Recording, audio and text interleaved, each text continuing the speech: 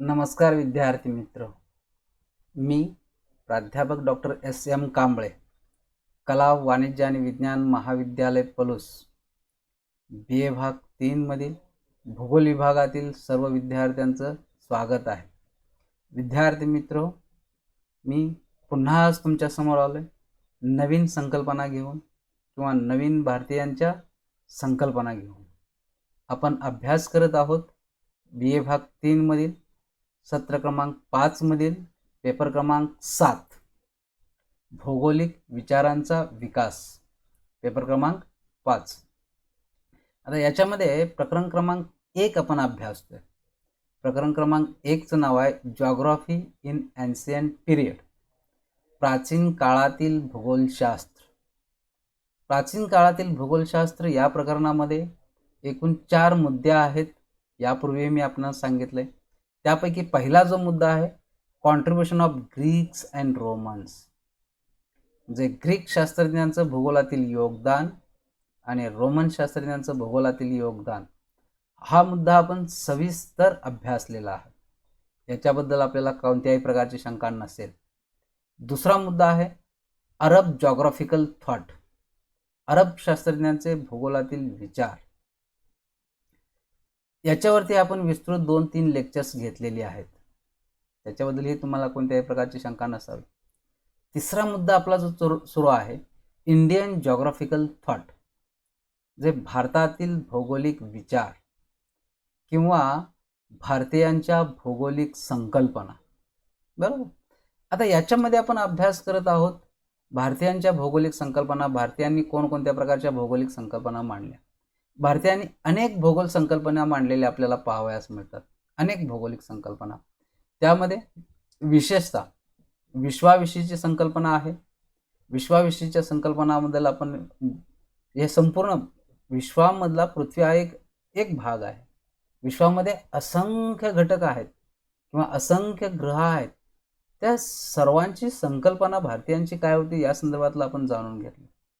पृथ्वीविषयीची संकल्पना, पृथ्वीचं वर्णन त्यांनी केलेलं आहे भारतीयांनी एक वेगवेगळ्या प्रकारे. काही दंतकथाही होत्या. दंतकथामध्ये पृथ्वीचं वर्णन कसं आहे त्याचाही आपण अभ्यास घेतला. पृथ्वीच्या उत्पत्तीविषयीच्या संकल्पना आपण वेगवेगळ्या पाहिल्या. पृथ्वी कशी की पाण्यापासून पृथ्वीची उत्पत्ती झालेली आहे वगैरे वगैरे वगैरे. पृथ्वीच्या आकाराविषयी आपण पाहिलं की पृथ्वी कशी आहे, गोल आहे, नारंगी या फळासारखे आहे. बरोबर. हे भारतीयांनी मांडलेलं मत होतं. अक्षवृत्त आणि रेखावृत्त, अक्षवृत्त आणि रेखावृत्त या संदर्भातल्या संकल्पना भारतीयांच्या त्याही आपण पाहिलेल्या आहेत की ज्याच्यामध्ये कोणत्याही प्रदेशाचं स्थान निश्चित करण्यासाठी अक्षवृत्त आणि रेखावृत्त उपयुक्त असतात हे आपण पाहिलं. दिशा पूर्व, पश्चिम, दक्षिण, उत्तर, त्याचबरोबर ईशान्य, आग्नेय, नैऋत्य, वायव्य आणि वर आणि खाली, ह्या अशा प्रकारच्या 10 दिशा आपण अभ्यासल्या की या दिशांचा उल्लेख भारतीयांच्या प्राचीन ग्रंथामध्ये असलेला आपल्याला आढळतो. याच्यानंतर वेळेसंबंधितल्या संकल्पना. वेळेसंदर्भातल्या संकल्पनामध्ये भारतीयांनी दिवसाची गणना केलेली आहे किंवा 24 तासाची विभागणी केलेली आहे. दिवस आणि रात्र, पुन्हा सकाळ किंवा पहाट, मध्यान्ह, सायंकाळ इत्यादी इत्यादी. जे या संदर्भातल्या त्यांनी संकल्पना, दिवस आणि रात्र याची संकल्पना, त्याचबरोबर ऋतूंची संकल्पना, बरोबर, किंवा सीझन्स ज्याला आपण म्हणू त्या संकल्पना काय आहेत ते पाहिलं. ग्रहणाविषयी बरेचसे मतांतरं आहेत किंवा वेगवेगळ्या दंतकथामध्ये वेगवेगळी मतं असलेले आपल्याला पाहावयास मिळतात. पण जनरली ग्रहणाविषयी मात्र भारतीयांनी एक अशुभ असं मांडलेलं आहे. म्हणजे ग्रहणही अशुभ असतात पण काही ग्रहणही सुद्धा चांगले असतात. ग्रहण, सूर्यग्रहण असेल किंवा चंद्रग्रहण असेल, हे कोणत्या महिन्यामध्ये होतंय त्याचा परिणाम वातावरणावरती किंवा जीवसृष्टीवरती झालेला आपल्याला पाहावयास मिळतो. म्हणजे की जर मार्च एप्रिलमध्ये झाला असेल तर ते काय होते की पाऊस चांगला पडतो, किंवा डिसेंबरमध्ये झाला असेल तर वाईट होतं किंवा आपत्ती येते वगैरे वगैरे वगैरे. भूकंपाविषयी अनेक अनुमानं काढलेली आहेत भारतीयांनी. अग्नी, जल आणि वायू ही पृथ्वीच्या अंतर्गत भागामध्ये आहेत आणि याच कारणामुळं पृथ्वीवरती भूकंपाची आणि ज्वालामुखीची निर्मिती होते. याही संकल्पना आपण अभ्यासलेल्या आहेत. पर्वताविषयी, नद्याविषयी संकल्पना ज्या काय आहेत भारतीयांच्या त्याही आपण अभ्यासल्या. हवामानविषयी की वातावरणाविषयी, वातावरणाची जाडी भास्कराचार्य यांनी मोजली 154 किलोमीटर असावी असं त्यांनी म्हटलेलं होतं. त्याचबरोबर वातावरणातील घटक काय आहेत, वातावरण कशा पद्धतीचं आहे हे, किंवा वातावरणाची रचना कशा प्रकारची आहे याच्या संदर्भातली संकल्पना आपण पाहिली. आता राहिलेली आहे संकल्पना भूमिखंडाविषयीची संकल्पना, म्हणजे भारतीयांच्या भूखंडाविषयीची संकल्पना काय आहेत. आता खरं तर प्राचीन भारतीय हे लोक जगभर फिरत होते. याचं कारण मुख्य काय की हे व्यापारासाठी फिरत होते. व्यापारासाठी एका प्रदेशातून दुसऱ्या प्रदेशामध्ये जात होते. त्यामुळे जगातील बहुतांशी भागाचा त्यांचा संपर्क होता, किंवा जगातील बहुतांशी भाग त्यांनी पाहिलेले होते. आणि म्हणून हे व्यापारासाठी एका प्रदेशातून दुसऱ्या प्रदेशामध्ये जात असताना त्या प्रदेशातील भौगोलिक परिस्थितीचा अभ्यास त्यांनी केला. व्यापाऱ्यांनी भौगोलिक परिस्थिती इथल्यापेक्षा तिथं कशी वेगळी आहे याचं निरीक्षण केलं. विशेषतः युरोप, पूर्व पश्चिम आफ्रिका, आग्नेय आशिया या भूमिखंडांना त्यांनी भेटी दिलेल्या होत्या, किंवा या भूमिखंडाशी त्यांचा व्यापाराचा सहसंबंध होता. म्हणजे व्यापारासाठी इतर भूमिखंडाशी भारतीयांचा संपर्क असल्यामुळं जगातील बहुतांशी भागामध्ये ते फिरलेले होते. आणि म्हणून या ज्ञानावरती आधारित प्राचीन भारतीयांनी भूमिखंडाविषयी वेगळ्या संकल्पना मांडलेल्या आहेत. वेगळ्या संकल्पना एक सर्वसाधारण जर याचा आपण सार काढला भूमिखंडाच्या संदर्भातल्या वर्णनामध्ये, तर एकूण संपूर्ण जो पृथ्वीचा भाग आहे त्याला आपण जग म्हणतो. ह्या जगाची विभागणी भारतीयांनी 7 भूमिखंडामध्ये केलेली आढळते. अर्थात आज जे आपण भूमिखंड म्हटलं की बाबा भूमिखंडाचा विचार जर केला तर काय होतो, आशिया, आफ्रिका, ऑस्ट्रेलिया, उत्तर अमेरिका, दक्षिण अमेरिका, युरोप, बरोबर, या भूमिखंडांची नावं आपल्याला लगेच लक्षात येतात. प्राचीन भारतीयांनी मात्र याच भूमिखंडांना थोडीसं वेगळ्या विभागामध्ये विभागलं गेलं, आणखीन त्याची नावं मात्र वेगवेगळी दिली गेली. कोणकोणती नावं दिलेली आहेत भारतीयांनी ते आपण पाहू. जम्बूद्वीप, हे भूमिखंडाचं नाव आहे. द्वीप म्हणजे भूमिखंड. पुष्कर द्वीप, यालाही द्वीप म्हटलेलं आहे. तिसरं साक द्वीप, त्यानंतर कुस द्वीप, त्यानंतर 5वं प्लाक्सा द्वीप, त्यानंतर सालमाली द्वीप, आणि 7वं क्राउक द्वीप. आता पहा, भारतीयांना भूमिखंडाविषयी किंबहुना पृथ्वीविषयी अत्यंत माहिती होती, हे याच्यावरून आपल्याला स्पष्ट होतं. पृथ्वीचं वर्णन करण्याच्या संदर्भातलं भारतीयांचं ज्ञान हे फार चांगल्या प्रकारचं होतं असं आपल्याला म्हणायला काही हरकत नाही. कारण पृथ्वीची जर विभागणी आपण 2 विभागामध्ये केली, जलाशयाचा भाग आणि भूमिखंडाचा भाग, तर पृथ्वीवरती जवळपास 71% भूभाग हा जलाशयाचा आहे किंवा जलाशयानं व्यापलेला आहे, आणि 29% भूभाग हा जमिनीने व्यापलेला आहे. म्हणजे पृथ्वीची जर विभागणी 2 भूमिस्वरूपामध्ये करायचं जर झालं तर ती 2 भूमिस्वरूपे म्हणजे जमीन आणि पाणी. जमीन आणि पाणी. मग ज्यावेळी जमीन आणि पाणी याचा आपण विचार करतो त्यावेळी पृथ्वीवरती 71% पाणी आहे आणि 29% फक्त जमीन आहे. आता या जमिनीवरती या महासागर जलाशयाच्या ठिकाणी जमिनीचा छोटासा भाग आपल्याला दिसतो, म्हणून या छोट्या छोट्या भागांना द्वीप म्हटलेलं आहे. जसं आपण किंवा एखाद्या जमिनीच्या सभोवताली पाण्याचे जर वलय असेल किंवा महासागराचा जलाशयाचा भाग असेल तर त्याला आपण बेट म्हणतो. तसं पृथ्वीवरती जलाशयाचं प्रमाण जास्त आहे आणि जमिनीचं प्रमाण मात्र कमी आहे, म्हणून या भूमिखंडांना त्यांनी द्वीप हा शब्द जोडलेला आहे. आता एकूण 7 द्वीपामध्ये किंवा 7 भूमिखंडामध्ये जगाची विभागणी भारतीयांनी केलेली आहे. मात्र याला नावं मात्र वेगवेगळी दिलेली आहेत, वेगवेगळी नावं दिलेली आहेत. आता वन बाय वन आपण पाहू. जम्बूद्वीप. जम्बूद्वीप हे भारतीयांच्या मते सर्वात मोठा असणारा, जम्बू म्हणजे सर्वात मोठा हे जम्बूद्वीप जगाच्या मध्यभागी आहे असं भारतीयांचं मत होतं. आता हे जम्बूद्वीप कोणता, की जो भारताचा प्रदेश आहे, भारताच्या उत्तरेकडचा तो संपूर्ण प्रदेश हा जम्बूद्वीप म्हणून ओळखला जातो, की ज्याच्यामध्ये आत्ताचा चीन आणि रशियाचा समावेश होतो किंवा आशिया आणि युरोप यांचा खंडाचा समावेश होतो. त्याला जम्बूद्वीप म्हटलंय. या जम्बूद्वीपाच्या संदर्भात भारतीयांनी फार चांगलं वर्णन केलेलं आपल्याला पाहावयास मिळतं. या संदर्भात काय म्हटलंय, भारतीयांची काय संकल्पना आहे जम्बूद्वीपाची, की जगाच्या पाठीवरती जम्बूद्वीप हे मध्यस्थानी तर आहेच आहे, पण ते सर्वात मोठं भूमिखंड आहे. पहा, जम्बू, जम्बू म्हणजे काय, विस्तृत. जम्बू म्हणजे काय, अवाढव्य. जम्बू म्हणजे काय, महाकाय, सर्वात मोठं, त्याला हा जम्बू आपण म्हणतो. मग हे जम्बूद्वीप 7 भूमिखंडामध्ये सर्वात मोठं भूमिखंड आहे, ही भारतीयांची कल्पना होती आणि खरंच ते आहे. त्याच्या सीमा जर आपण पाहिल्या किंवा त्याचा जर आकार आपण पाहिला किंवा त्याचा विस्तार जर पाहिला तर इतर भूमिखंडापेक्षा जम्बूद्वीपाचा आकार हा विस्तृत असलेला आपल्याला पाहावयास मिळतो. दुसरं, की हे जे विस्तृत भूमिखंड आहे त्याचं वैशिष्ट्य असं की या जम्बूद्वीपामध्ये पर्वत आहेत, उंच उंच किंवा मोठमोठे पर्वत आहेत, पठारांचाही भाग आहे आणि नदीखोऱ्यांचाही भाग आहे.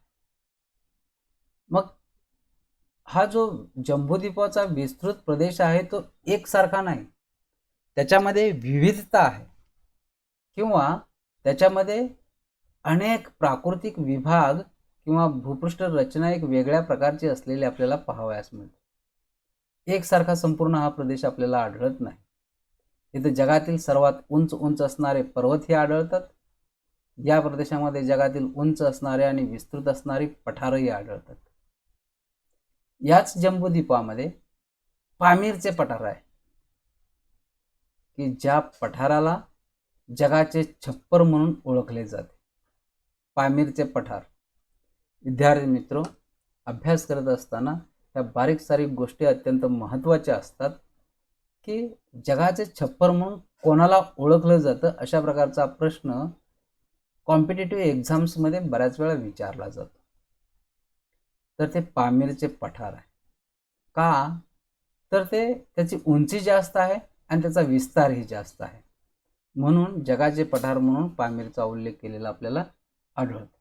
याच भागामध्ये मेरू नावाचा एक उंच पर्वत आहे. जम्बूद्वीपाच्या उत्तरेस महासागर आहे, त्याचबरोबर लहान मोठी बेटेही आहेत आणि दक्षिणेस, जम्बूद्वीपाच्या दक्षिणेस भारतीय द्वीपकल्प आहे. पहा, आपल्या भारताचा जो भाग दिसतोय लाल रंगामध्ये, या भारताच्या उत्तरेस जम्बूद्वीपाचा भाग आहे. अर्थात भारत हा सुद्धा जम्बूद्वीपामधला एक प्रदेश आहे, पण जम्बूद्वीपाच्या उत्तरेस महासागर आहे. जम्बूद्वीप हा दक्षिणेकडचा आहे, जम्बूद्वीपामधला भारत हा दक्षिणेकडचा भाग आहे. भारताच्या दक्षिणेला महासागर आहे, पण हा महासागर विभागलेला आहे. भारताच्या पूर्वेला बंगालचा उपसागर आहे, तर पश्चिमेला अरबी समुद्र आहे, म्हणून भारताला द्वीपकल्प आपण म्हणतो. म्हणजे भारत हा जम्बूद्वीपाच्या दक्षिणेस आहे आणि त्याच्या पूर्वेस आणि पश्चिमेस सुद्धा महासागर आहे. म्हणजे अशा प्रकारचं भारताचं वर्णन किंवा महासागरांचं वर्णन हे भारतीयांनी केलेलं आपल्याला आढळतं. याच्याशिवाय या जम्बूद्वीपामध्ये अनेक लहान मोठ्या नद्या उगम पावतात आणि वाहतात. त्या नद्यांची नावं सुद्धा त्यांनी वेगवेगळी दिलेली आहेत. गंगा आणि सिंधू ही नदी अगदी प्राचीन काळापासून ही नावं आहेतच, पण याच्याशिवाय दुसरी आणखीन काही नावं आहेत. सरदारिया, अमुदारिया. या सुद्धा नद्या आहेत, नद्यांची खोरी आहेत की जी जम्बूद्वीपामध्ये आपल्याला असलेली आढळतात. म्हणजे प्राचीन ज्यावेळी आपण भारतातील प्राचीन ग्रंथ अभ्यासतो त्यावेळी आपल्याला या जम्बूद्वीप, हे पठार, येथील पर्वत, येथील नद्या, येथील जलाशय किंवा महासागर किंवा बेटे इत्यादींचा उल्लेख असलेला आपल्याला पाहावयास मिळतो. म्हणजे अशा प्रकारचं भारताच्या जगाच्या मध्यवर्ती भागामध्ये असलेलं जम्बूद्वीप हे जगातील सर्वात मोठं भूमिखंड आहे, हे भारतीयांनी सर्वप्रथम सांगेल. दुसरं एक भूमिखंड आहे पुष्कर नावाचं. पुष्कर हे कुठल्या मुलाचं नाव नाही, कुठल्या नटाचं नाव नाही, हे आहे भूमिखंडाचं नाव, पुष्कर नाव.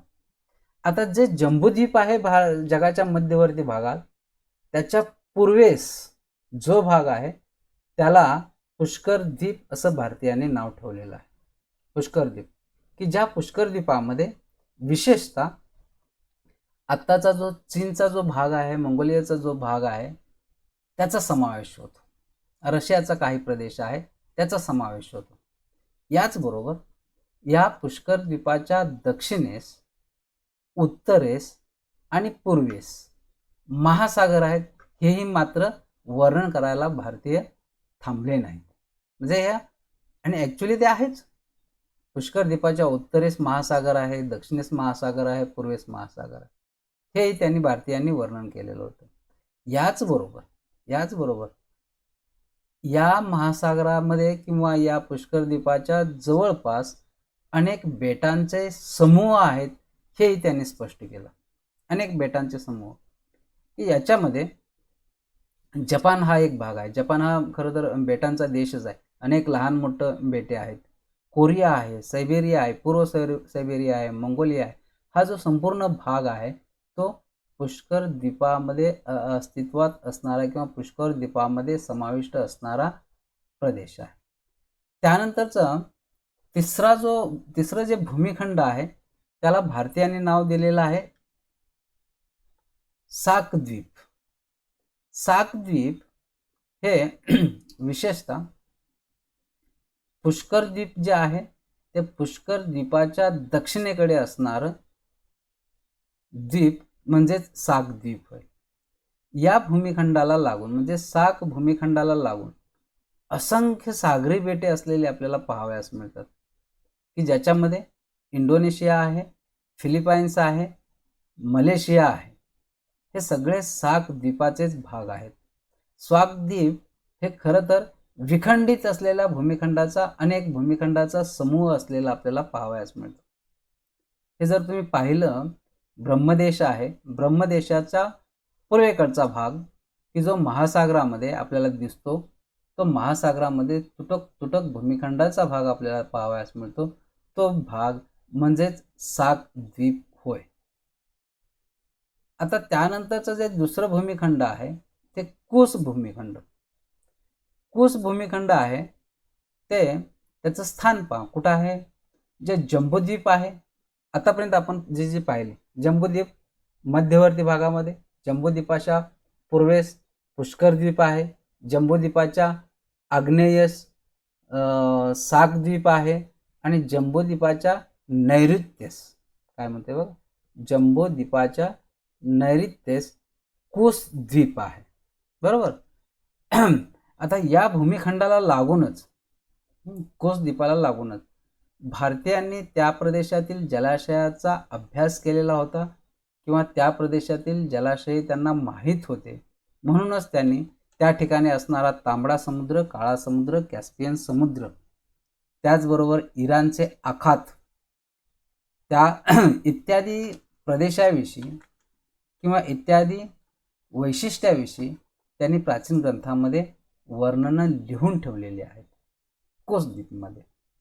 म्हणजे जो जम्बूद्वीपाच्या नैऋत्य भागाला जो आत्ताचा भाग येतोय, जो प्रदेश येतोय, त्या प्रदेशामध्ये विशेषतः महासागरीय आहेत, छोटे छोटे महासागर आहेत, काळा समुद्र, तांबडा समुद्र, कॅस्पियन समुद्र वगैरे वगैरे वगैरे. याच्यामध्ये वैशिष्ट्य असं की इथं वाळवंटी प्रदेशही काही प्रमाणामध्ये आपल्याला असलेला पाहावयास मिळतो. वाळवंटी प्रदेश कारण या वाळवंटी प्रदेशामध्ये विशेषतः आफ्रिकेतील सहाराचा भाग येतो काही, आणि काही अरेबियाचाही भाग येतो किंवा अरबस्तानचाही काही प्रदेश येतो, याच्यामध्ये समाविष्ट झालेले आपल्याला पाहावयास मिळतात. विशेषतः की या प्रदेशामध्ये वाळवंटी प्रदेश असल्यामुळं मोठमोठ्या वनस्पती किंवा घनदाट जंगलं आढळत नाहीत. तिथं काटेरी खुरट्या वनस्पती आढळतात. त्याचबरोबर येथील वनस्पती ज्या आहेत त्या टोकदार असतात. म्हणून वनस्पतीच्या वैशिष्ट्यावरून इथं या खंडाला, या भूमिखंडाला भारतीयांनी कूस असं म्हटलेलं आहे. म्हणजे कूस हे नाव का पडलं, तर या ठिकाणी अस्तित्वात असणाऱ्या वनस्पती याच्यावरून कूस हे नाव आपल्याला पडलेलं आपल्याला पाहावयास मिळतं. आफ्रिकेतील सहारा आणि मध्य पूर्वेतील काही प्रदेश, या प्रदेशामध्ये विशेषतः वनस्पती खुरट्या आहेत, कारण तो वाळवंटी प्रदेशच आहे. इराण आणि इराक, अरेबिया, कुवेत हे जे प्रदेश आहेत हे आता तेल संपन्न प्रदेश आहेत, आता फार प्रगत झालेले आहेत किंवा अत्यंत विकसित झालेले आहेत. प्राचीन काळामध्ये या ठिकाणी मात्र तेवढी प्रगती झालेली नव्हती. तो भाग थोडासा मागास होता आणि म्हणून प्राचीन भारतीयांनी जे जे काही येथील भौगोलिकदृष्ट्या वर्णने केलेली आहेत, ती भौगोलिकदृष्ट्या केलेली वर्णनं अत्यंत महत्त्वाची आहेत किंवा तथ्याला अनुसरून आहेत असं म्हणायला काही आपल्याला हरकत नाही. विद्यार्थी मित्र, या ठिकाणी आतला वेळ आपला संपत आलेला आहे. या ठिकाणी आपण थांबूया आणि याच्या पुढील ज्या काही संकल्पना आहेत भूमिखंडाविषयी भारतीयांच्या, त्या आपण पुढच्या तासाला जाणून घेऊ. तोपर्यंत तुम्ही घरी राहा, सुरक्षित राहा. आपण ऑनलाईन टीचिंगमध्ये सहभागी झालात त्याबद्दल आपले मनपूर्वक आभार.